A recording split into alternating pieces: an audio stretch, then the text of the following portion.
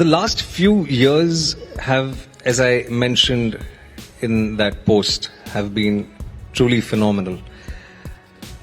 I probably reflect upon the year gone by with utmost humility and gratitude कि जो चीजें मैंने शायद मांगी थी उससे कहीं ज्यादा मिला.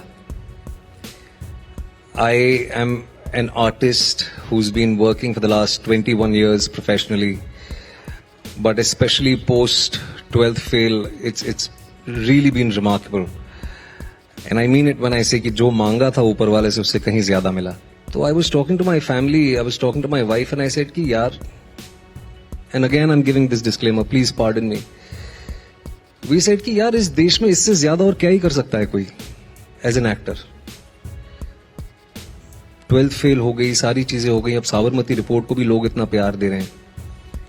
Physically also I'm kind of exhausted because I've been doing non-stop work. I nearly shot 284 days last year out of 365.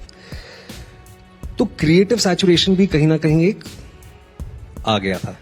जब आप ये रिकॉग्नाइज करते हैं कि there is not much within you as a creative artist to offer, whether you are on a high और a low, the most basic thing one does is take a break, recalibrate and better themselves.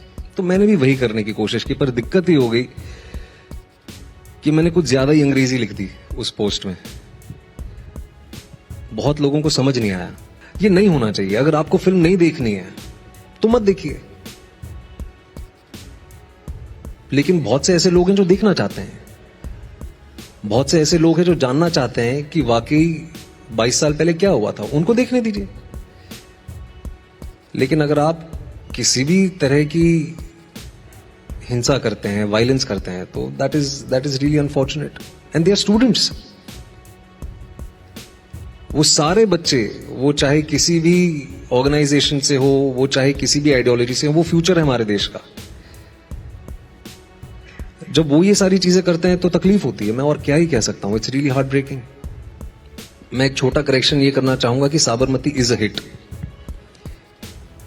अगर आप investment, COP, जो cost of production की बात करें और ROI की बात करें, so it is a certified hit.